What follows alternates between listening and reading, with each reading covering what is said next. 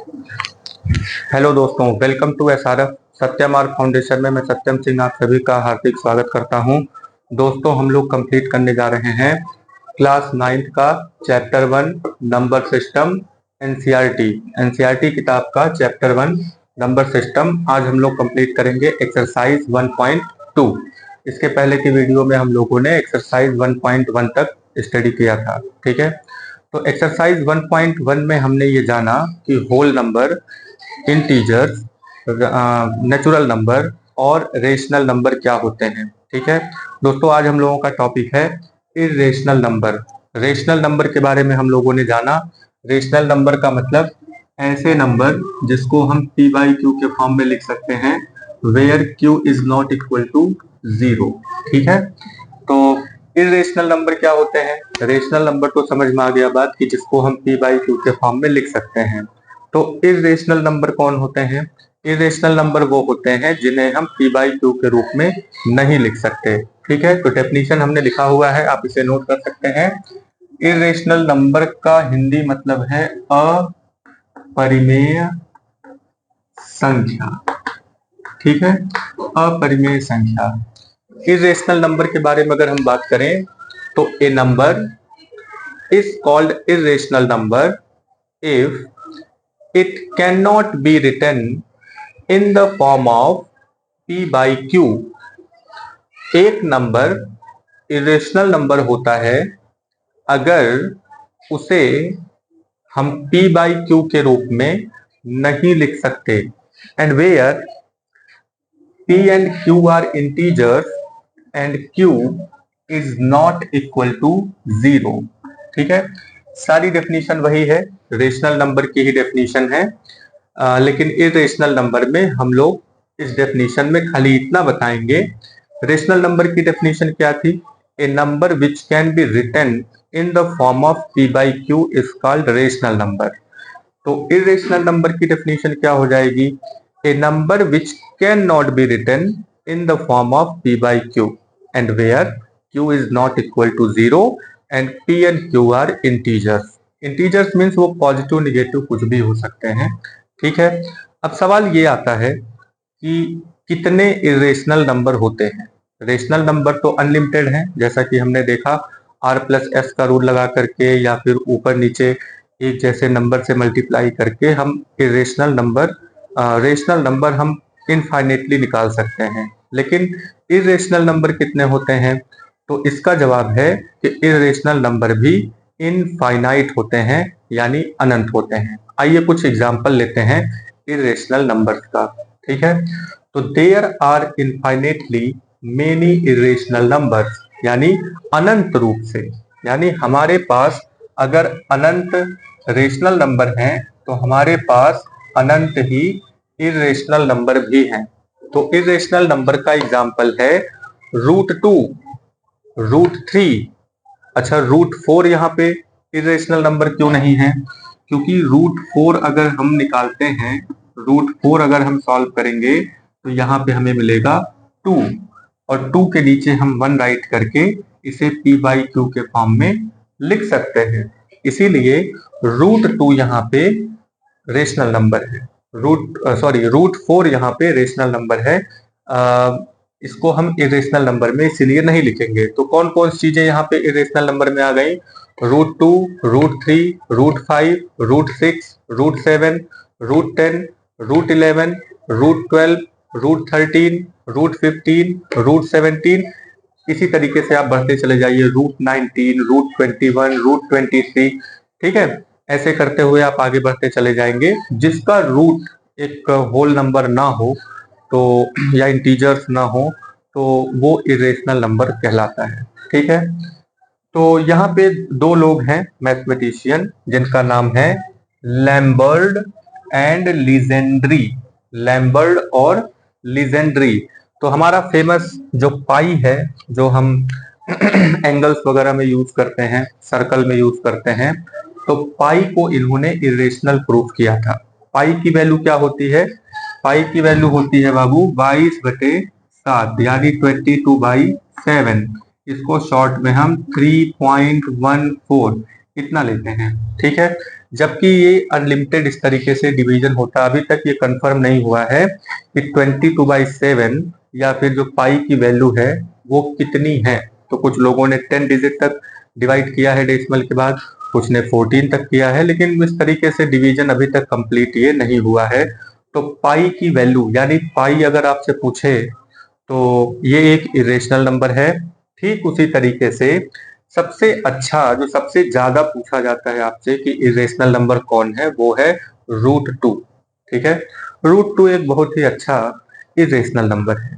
ठीक है, तो √2 एक एग्जाम्पल याद करेंगे, पाई एक एग्जाम्पल याद करेंगे, ये बहुत ही अच्छा इरेशनल नंबर है। तो इरेशनल नंबर की डेफिनेशन में एग्जाम्पल के तौर पे ये दो एग्जाम्पल आप बड़े ही अच्छे से लिख सकते हैं। ठीक है, इसके अलावा हम और भी इरेशनल नंबर राइट कर सकते हैं, जैसे यहाँ पे 0.10, ठीक है, 10, 110, 1110, 0111, मतलब ऐसे बढ़ाते चले जाएंगे। अब इसको आप और भी इंक्रीज कर सकते हैं, जैसे यहाँ पे हमने 0.20, फिर 220, फिर 2220, फिर 2222, ठीक है, ऐसे बढ़ाते चले जाइए। तो ये इरेशनल नंबर का एग्जाम्पल हो गया। ठीक है, तो ये ढेर सारे इरेशनल नंबर आप इस तरीके से भी लिख सकते हैं। ठीक है, तो अब रेशनल नंबर तक की बातें हो गई, इरेशनल नंबर भी हमने देख लिया। अब हम आते हैं रियल नंबर में, यानी वास्तविक संख्याएं क्या होती हैं, रियल नंबर क्या होते हैं। तो रियल नंबर क्या होते हैं, रियल नंबर एक कलेक्शन है। रियल नंबर कलेक्शन किस चीज का है, all rational and irrational number, collection of all rational and irrational number are called real numbers. यानी रियल नंबर वास्तविक संख्याएं क्या हैं, वास्तविक संख्या का मतलब वो संख्याएं हैं, कम से कम संख्याएं हैं तो। ठीक है, अब आप थोड़ा हायर क्लासेस में जाएंगे, जैसे इंटर वगैरह में आप पढ़ेंगे इमेजिनरी नंबर, यानी वो वास्तविक होती ही नहीं है, वो अवास्तविक संख्याएं होती हैं। ठीक है, तो हमें इमेजिनरी नंबर नहीं पढ़ना है, हमें वास्तविक संख्याएं पढ़नी है। तो वास्तविक संख्याएं क्या होती हैं, जितनी भी संख्याएं अभी तक हम लोगों ने पढ़ा, कौन कौन सी संख्याएं, जरा रिपीट करेंगे, natural number, whole number, integers, rational number, irrational number. ठीक है, तो उसके ऊपर यानी रेशनल नंबर के ऊपर 1 2 3 4, 0 1 2 3 4, माइनस में -1 -2 -3, 0 1 2 3 4, ये सब रेशनल नंबर हैं। ठीक है, क्योंकि उन्हें हम p/q के फॉर्म में लिख सकते हैं। उसके बाद इरेशनल नंबर आता है, और इरेशनल नंबर में √2, √3, √5, √6 ये सब चीजें आ जाती हैं। तो ये सारी चीजें मिल करके रियल नंबर बनाते हैं। तो रियल नंबर अगर आपसे पूछा जाए कि व्हाट इज रियल नंबर, तो आप डेफिनेशन में लिखेंगे कि कलेक्शन, रियल नंबर क्या है, collection of all rational and irrational number. सारे रेशनल और इरेशनल नंबर को आप मिला देंगे तो वो रियल नंबर बनता है। ठीक है, तो रियल नंबर को, every real number is represented by a unique point on the number line, यानी रियल नंबर को हम नंबर लाइन पे शो कर सकते हैं। तो जितने भी रेशनल नंबर हैं उसे भी हम नंबर लाइन पे शो कर सकते हैं, जितने भी इरेशनल नंबर हैं उन्हें भी हम नंबर लाइन पे शो कर सकते हैं। ठीक है, तो जैसे यहाँ पे +1, +2, +3, +4, -1, -2, -3, -4। ठीक है, तो इतनी सारी चीजों को हम नंबर लाइन पे यहाँ पे शो कर सकते हैं। और इसी तरीके से हम इरेशनल, तो जितने भी रेशनल नंबर है उनको तो नंबर लाइन पे शो करना हमने जाना। ठीक है, अब हम सीखेंगे कि हम इरेशनल नंबर यानी कि जो अपरिमेय संख्याएं हैं उन्हें नंबर लाइन पे कैसे शो किया जाएगा। ठीक है, तो यहाँ पे कुछ क्वेश्चंस हैं, आप इसे नोट कर लीजिए। लोकेट √2 ऑन नंबर लाइन, यानी अब हमें √2 को नंबर लाइन पे दिखाना है। ठीक है, अच्छा, जितने भी रियल नंबर हैं वो नंबर लाइन पे एक यूनिक पॉइंट से दिखाए जाते हैं, चाहे वो रेशनल नंबर हो चाहे वो इरेशनल नंबर हो। ठीक है, यूनिक पॉइंट्स दिखाए जाते हैं, इसीलिए जो नंबर लाइन है उसे रियल नंबर लाइन बोलते हैं। ठीक है, क्या बोलेंगे? Real number line. ठीक है, उसे हम रियल नंबर लाइन बोलते हैं। तो इतना आप नोट कर लीजिए, उसका स्क्रीनशॉट ले लीजिए जिसे कि आप नोट कर सके। ये एनसीईआरटी का लाइन बाय लाइन नोट्स है, तो आप इसे नोट करते चलिए। अब हम लोग सीखेंगे locate root two on number lines. ठीक है,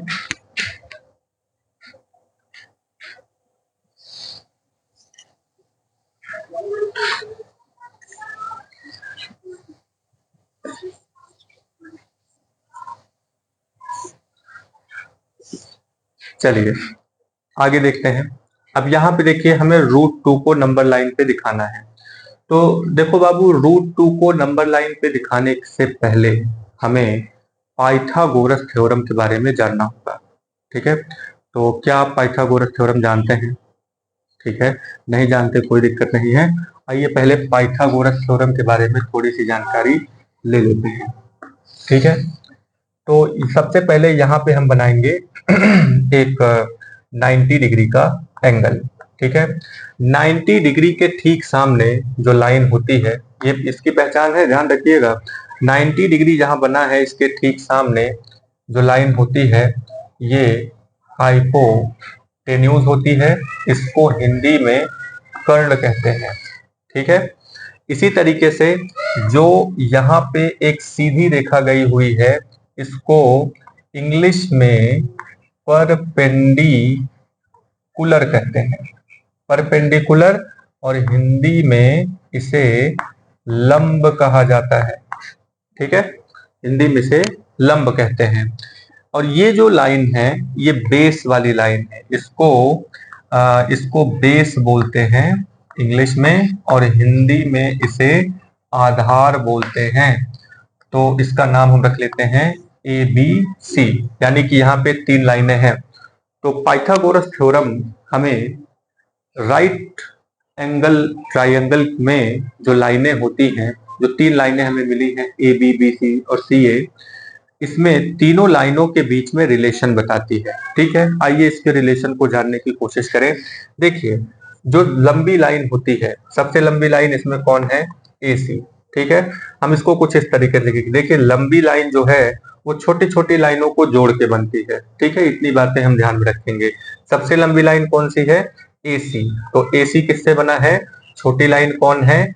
A B plus B C, दो छोटी लाइनों को जोड़ के बनाया गया। ठीक है, बस करना क्या है, इन सब के ऊपर स्क्वायर लगा देना है। ठीक है, चलिए अब इसको हम ये जो हाइपोटेनस वगैरह लिखा है उससे लिख लेते हैं। ये लंबी वाली लाइन है। लंबी वाली लाइन जो होती है वो दो छोटी लाइन परपेंडिकुलर का P और बेस का B लेते हैं। ठीक है, तो दो छोटी लाइनों को जोड़ करके बना हुआ है, तो हम क्या करेंगे, इन सब पे स्क्वायर लगा देंगे। यही पाइथागोरस थ्योरम है। हिंदी में लिख लेते हैं। हिंदी में यहाँ पे आएगा कर्ण। ठीक है, तो कर्ण सबसे लंबी लाइन है। ये किन किन लाइनों से बना है? लंब प्लस आधार, लंब प्लस आधार। ठीक है, तो फिर इसके ऊपर स्क्वायर लगा देते हैं। तो यही है पाइथागोरस थ्योरम। ठीक है, तो पाइथागोरस थ्योरम अगर आपको मालूम है तो हम यहाँ पे आसानी से इन सब चीजों को लगा सकते हैं। रही बात रूट टू की, रूट टू आता कब है? चलिए एक एग्जांपल लेते हैं। सपोज दैट यहाँ पे एक इस तरीके से हमने एक लाइन ड्रॉ किया जो कि बेस है। चलिए इसको ए बी सी ले लेते हैं, ए बी सी। ठीक, ये हाइपोटेनस है, ये परपेंडिकुलर है, ये बेस है। तो यहां से यहां तक की जो लाइन है उसको हमने लिया 1 सेंटीमीटर, यहां से यहां तक की लाइन लिया हमने 1 सेंटीमीटर। ठीक है, चलिए आगे देखते हैं। तो 1 सेंटीमीटर और 1 सेंटीमीटर। ठीक है, 1 सेंटीमीटर यहाँ पे, 1 सेंटीमीटर यहाँ पे। अब हम पाइथागोरस थ्योरम लगाते हैं और हाइपोटेनस निकालने की कोशिश करते हैं। ठीक है, तो क्या है पाइथागोरस थ्योरम? हाइपोटेनस यानी सबसे लंबी वाली लाइन, दो छोटी वाली लाइन को मिला करके बना दिया हमने और इन सब के ऊपर स्क्वायर लगा दिया। ठीक है, तो hypotenuse square equal to perpendicular कितना है? 1 सेंटीमीटर, बेस कितना है 1 सेंटीमीटर। तो हाइपोटेनस स्क्वायर इक्वल टू कितना आ गया, हाइपोटेनस स्क्वायर इक्वल टू आ गया यहाँ पे 1 और 1 कितना हुआ 2। ठीक है, तो h इक्वल टू कितना आ गया √2। ये देखो √2 यहाँ पे मिल गया। ठीक है, ध्यान रखिएगा बेस हमने क्या लिया 1, यहाँ पे परपेंडिकुलर हमने क्या लिया 1, तो यहाँ पे हाइपोटेनस कितना आया √2। ठीक है, चलिए एक और ले लेते हैं यहाँ पे। अब हम बात करते हैं √3 की। ठीक है, √3 हमें कैसे मिलेगा, √3 के लिए हम यहाँ से, अब यहाँ पे हमें √2 मिला हुआ है, तो √2 को हम यहाँ पे क्या मान लेते हैं बेस। चलिए √2 यहाँ पे क्या हो गया बेस, और यहाँ पे हमने ये जो लाइन ड्रॉ किया है ये कितना है 1 सेंटीमीटर। ठीक, फिर से वही बात A B C, ये 3 बातें हमने लिख लिया। यहाँ पे हम लिख लेते हैं कि ये भाई हाइपोटेनस है, ये परपेंडिकुलर है, और यहाँ पे ये बेस है। बाई अप्लाइंग पाइथागोरस थ्योरम, तो H equal to P plus B, इन सब का स्क्वायर कर देंगे। ठीक है, हाइपोटेनस कितना आएगा, हाइपोटेनस स्क्वायर इक्वल टू कितना आ गया, P यहाँ पे कितना है परपेंडिकुलर 1 है, प्लस यहाँ पे बेस कितना है √2 का हम कर देंगे स्क्वायर। ठीक है, तो 1 का स्क्वायर करेंगे, 1 का स्क्वायर 1 ही आएगा, और √2 का स्क्वायर करेंगे तो देखो बाबू √2 का स्क्वायर अगर हम करते हैं, √2 का स्क्वायर का मतलब ये हुआ कि √2 का मल्टीप्लीकेशन √2 में ही हो जाएगा। पावर 2 का मतलब यही है कि कितना पावर है इसका, तो 2 बार है। ठीक है, तो √2 इंटू √2 हो गया। आप चाहें तो अब एक छोटा सा सिंपल सा एक चीज याद रखिए कि जब भी एक जैसा नंबर है और उसके रूट आपस में टकराते हैं तो रूट टकरा करके खत्म हो जाते हैं। ठीक है, तो बचता क्या है सिर्फ 2, या फिर आप इसको ऐसे भी लगा सकते हैं √2 रूट में है, ये भी 2 रूट में है, बीच मल्टीप्लीकेशन है, तो ये √4 हो जाएगा, और √4 इक्वल टू √4 अभी भी बताया हमने इसके पहले, तो √4 इक्वल टू 2 आ जाएगा। ठीक है, तो यानी कि यहाँ पे जो हाइपोटेनस है वो कितना हो जाएगा, hypotenuse square equal to 1 plus √2 का स्क्वायर करेंगे तो कितना होगा 2, तो h स्क्वायर इक्वल टू कितना आ गया 3, और h इक्वल टू कितना आ जाएगा, ये स्क्वायर दूसरे साइड में चला गया तो यहाँ बना लिया √3, तो यहाँ पे कितना आ गया √3। ठीक है, आइए अब बात करते हैं √5 की। तो √5 किस तरीके से हम लोग निकालेंगे, √5 निकालने के लिए क्या करना होगा, तो √5 निकालने के लिए हमें एक एक उसके पीछे का, ठीक है √5, चलिए √5 लेकर के आते हैं। तो √5 किस तरीके से निकल करके आएगा, तो √5 निकालने के लिए हमें क्या चाहिए, √5 निकालने के लिए हमें चाहिए √4। यहाँ पे हम ले लेते हैं इस तरीके से कुछ बना लिया हमने। ठीक है, तो बेस को हमने ले लिया √4, और यहाँ पे परपेंडिकुलर को ले लिया हमने कुछ इस तरीके से, √4 लीजिए या फिर कुछ इस तरह 2 ले लीजिए। ठीक है, तो 2 ले लेंगे, और ये सब तो नहीं इस तरीके से नहीं ध्यान में आ रहा है, तो आप खाली इतना ध्यान रखिए जिसका भी आपको इस तरीके से निकालना हो √5, तो यहाँ पे आप रूट उससे उसके एक पीछे का यहाँ पे ले लेंगे, और 1 सेंटीमीटर इधर का हो जाएगा। तो ये हाइपोटेनस हो गया, ये परपेंडिकुलर हो गया, ये बेस हो गया। ठीक है, तो हाइपोटेनस स्क्वायर इक्वल टू कितना हो गया, परपेंडिकुलर का स्क्वायर प्लस बेस का स्क्वायर, यानी जो सबसे लंबी लाइन है जिसको कर्ण कहते हैं, कर्ण का स्क्वायर बराबर लंब का स्क्वायर प्लस आधार का स्क्वायर। तो हाइपोटेनस स्क्वायर इक्वल टू कितना आया, परपेंडिकुलर कितना है 1 का स्क्वायर, प्लस बेस कितना है यहाँ पे √4 का स्क्वायर। तो h स्क्वायर इक्वल टू कितना आया 1 स्क्वायर 1 हो जाएगा, प्लस √4 का स्क्वायर करेंगे तो 4 ही होगा। तो h स्क्वायर इक्वल टू कितना आ गया 4 और 1 5, तो h इक्वल टू कितना आ जाएगा, ये स्क्वायर उधर चला गया तो √5। ठीक है, तो यहाँ पे कितना आ गया √5। तो हमें ये ध्यान रखना है कि हमें √2 √3 √4 √5 मिलेगा कैसे, तो हमें मिल रहा है यहाँ पे √2 कैसे मिलेगा, जब हम 1 सेंटीमीटर रखेंगे। √3 कैसे मिलेगा, एक कम करके, √2 और 1 रख दिया। √5 कैसे मिलेगा, एक कम करके, √4 और 1। ठीक है, अब इसको हमें नंबर लाइन पे शो करना है। आई होप कि आपको पाइथागोरस थ्योरम लगाना आ गया होगा, और √2 √3 √5 ये किस तरीके से हम यहाँ पे फाइंड आउट करेंगे ये भी आपको समझ में आया होगा। चलिए अब हम √2 को नंबर लाइन पे लोकेट करते हैं।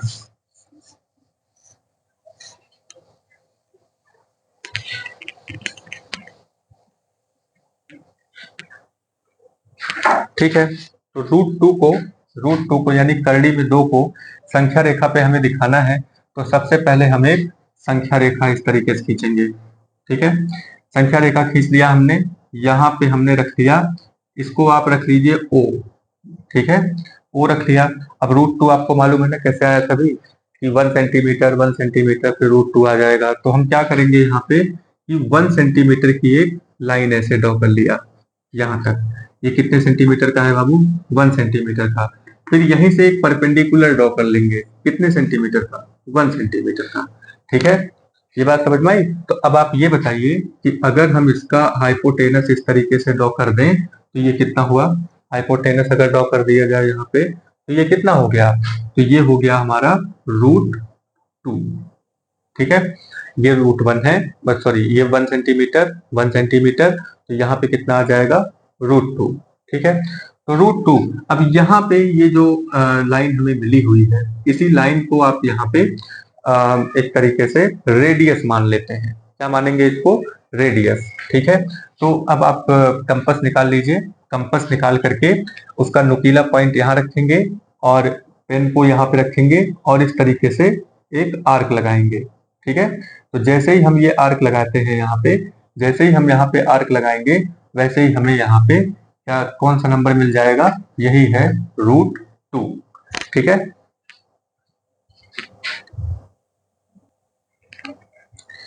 चलिए आगे बढ़ते हैं।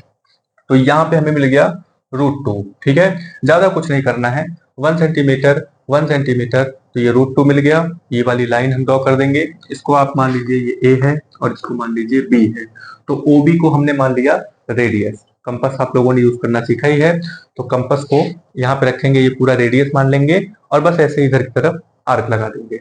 और जैसे ही आर्क लगाएंगे तो यहाँ पे हमें एक, मतलब ये इस लाइन को कहीं न कहीं कट करेगा और जहां कट करेगा वही √2 है।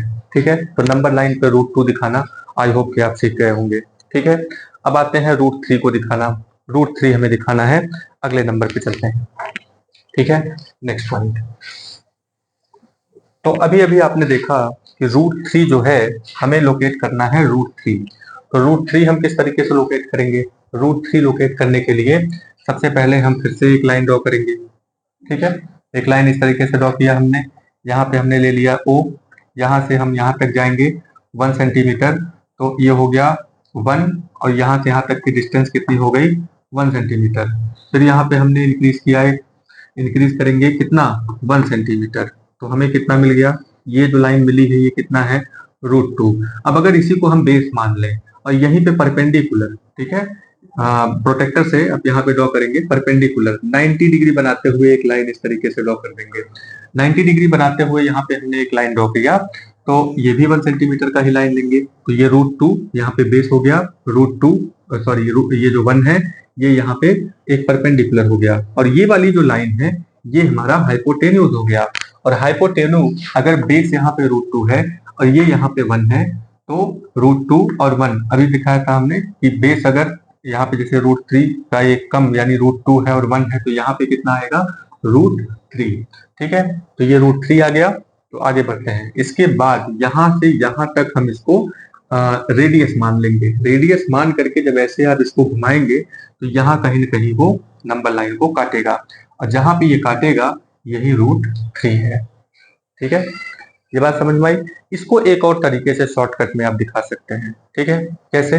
शॉर्टकट का मतलब ये है कि अब इतना ज्यादा, अब जैसे √5 पूछ लिया आपसे, तो पहले आप 1 2 इस तरीके से करके √2 निकालेंगे, फिर √3, फिर √4, फिर √5, ऐसे करते हुए बहुत लंबी सी एक लाइन बन जाती है।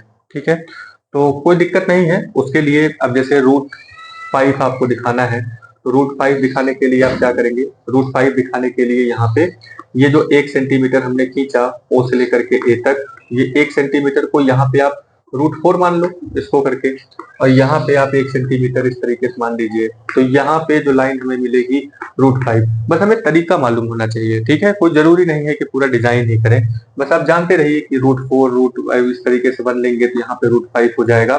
फिर इसको रेडियस मान करके आप फिर इस तरीके से कट लगाइए, तो जैसे ही कट लगाएंगे तो यहाँ पे हमें मिल जाएगा √5।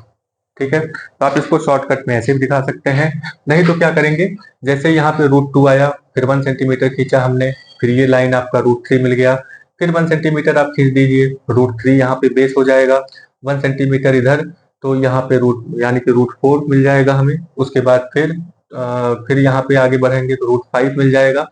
इसी तरीके से करते हुए ये पूरा एक छाते की तरह बन जाएगा।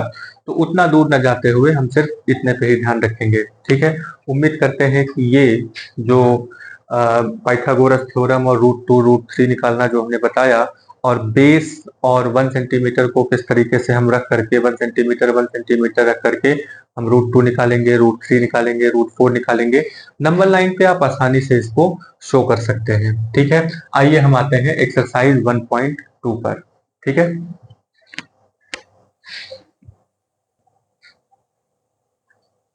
हाँ बाबू, चलिए हम लोग अब एक्सरसाइज करते हैं एनसीईआरटी का एक्सरसाइज 1.2, ठीक है। पहला क्वेश्चन इसमें पूछा है स्टेट ट्रू एंड फॉल्स, ठीक है। हमें शब्दों को पढ़ना है। कोई भी क्वेश्चन आप पढ़ा करिए, चाहे किसी भी सब्जेक्ट का हो, आप उसके शब्दों को पढ़ने की कोशिश किया करेंगे, ठीक है। तभी आपको समझ में आएगा। हमको चीजों को लगाने से पहले हमें शब्दों का कनेक्शन रखना बहुत जरूरी है। चलिए देखते हैं इसमें। यहाँ पे लिखा है इर्रेशनल नंबर, वो भी कहा है कि every irrational number is real number, ठीक है। दो बातें इसमें बताई।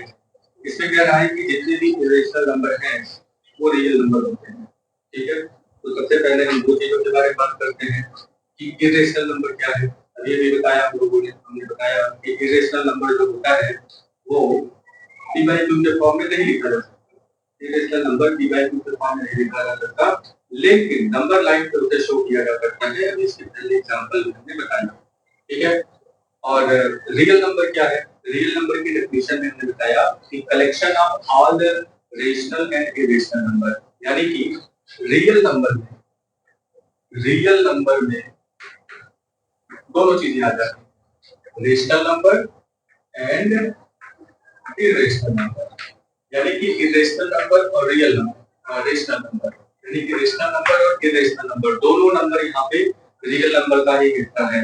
इसका मतलब ये हुआ कि every irrational number is a real number. ये बात सही है, यानी कि यहाँ पे आप क्या लिखेंगे? ट्रू, ये सही, ठीक है। नेक्स्ट नंबर पे आते हैं।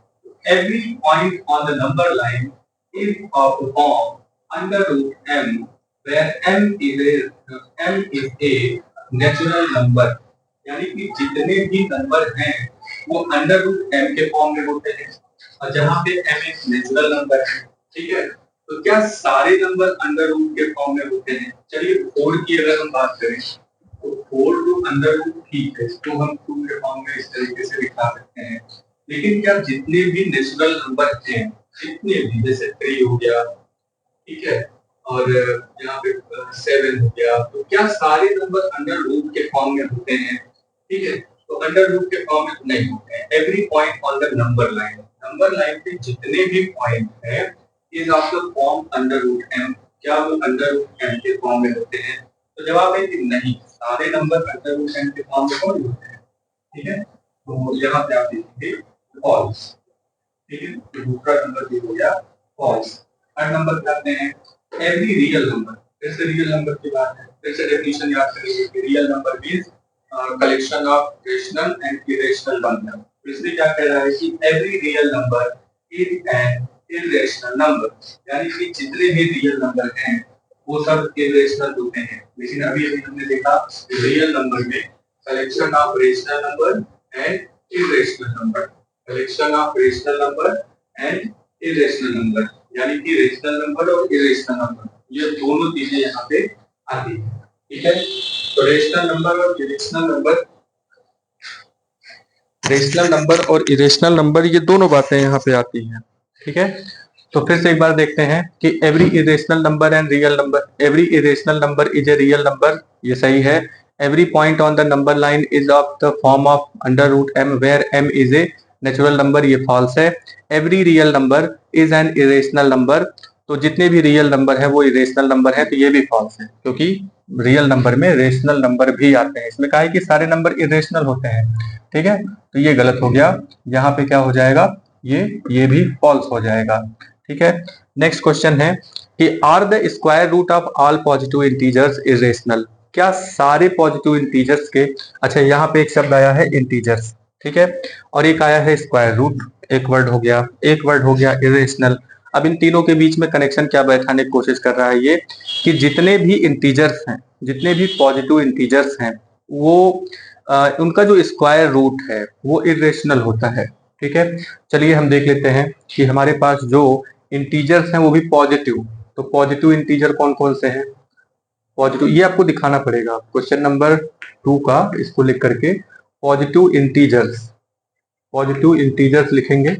पॉजिटिव इंटीजर्स में, पॉजिटिव इंटीजर्स में आप यहाँ पे लिख लेंगे 1 2 3 4 5 6 7 8 9 एटसेट्रा एटसेट्रा, ठीक है। तो यहाँ पे हम देख रहे हैं कि जितने भी पॉजिटिव इंटीजर्स हैं क्या वो सब इरेशनल हो जाएंगे, क्या ये सारे के सारे नंबर इरेशनल हैं। आर द स्क्वायर रूट, चलिए इनका स्क्वायर रूट निकालते हैं। Root 1, root 2, root 3, root 4, root 5, root 6, root 7, root 8 and root 9। Root 1 चलिए इरेशनल है, ठीक है। रूट 2 महा इरेशनल है, इरेशनल है। रूट 3 ये भी बहुत बड़ा इरेशनल है, लेकिन रूट 4 इसकी वैल्यू आ गई 2, रूट 4 की वैल्यू क्या हो जाएगी 2। रूट 5 इरेशनल है, जबकि ये यहाँ पे रेशनल हो गया। रूट 6 इरेशनल है। रूट 7 इरेशनल है। रूट 8 इरेशनल हो गया। रूट 9, लेकिन यहाँ पे रूट 9 की वैल्यू 3 हो जाएगी, जो कि रेशनल है, ठीक है। ये ढेर सारे एग्जांपल हो गए आपके कि कौन सा रेशनल है कौन सा इरेशनल है। तो इसमें कह रहा है कि जितने भी पॉजिटिव इंटीजर्स हैं उनका स्क्वायर रूट इरेशनल होता है।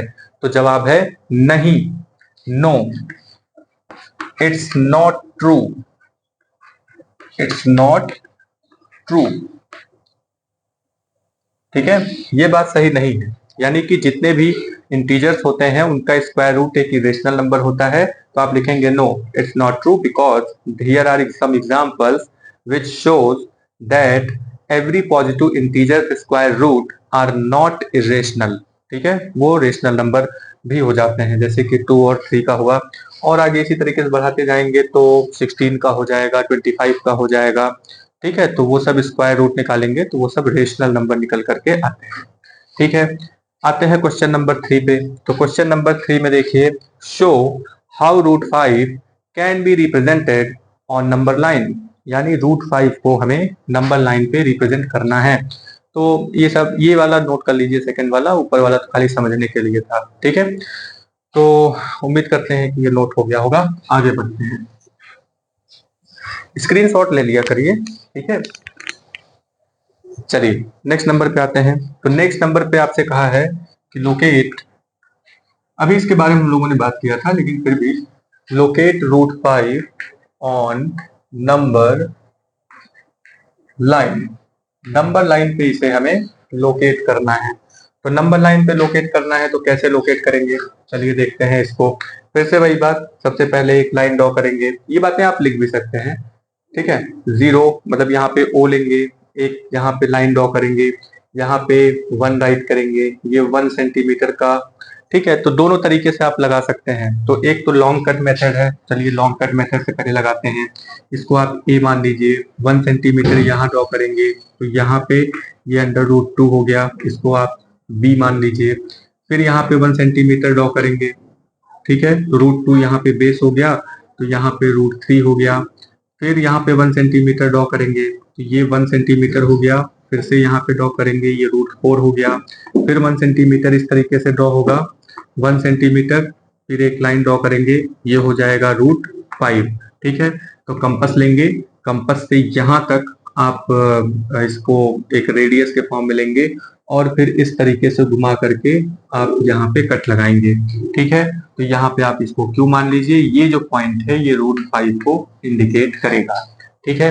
एक तो ये तरीका है। दूसरे तरीके में क्या आप रखेंगे, दूसरे तरीके में एक लाइन इस तरीके से ड्रॉ करेंगे, यहाँ पे O रखेंगे, ये हो गया A, ठीक है। तो ये आप यहाँ पे, क्योंकि √5 इंडिकेट करना है तो एक कम, बेस कितना लेते हैं, एक कम करके, तो √5 है, √4 बेस ले लेंगे, 1 इधर 1 सेंटीमीटर, और फिर कुछ इस तरीके से। अब यहाँ पे हम दिखा देंगे कि देखिए भाई ये √5 है, ठीक है। अब इसको हम रेडियस लेंगे, रेडियस लेके कंपास से इस तरीके से एक आर्क लगाएंगे, तो ये पॉइंट जो मिलता है हमें, ये √5 मिल जाएगा, ठीक है। तो यहाँ पे हम इसका नाम भी रख लेते हैं Q। तो यहाँ पे लास्ट में लिख लेंगे कि here point Q is represented by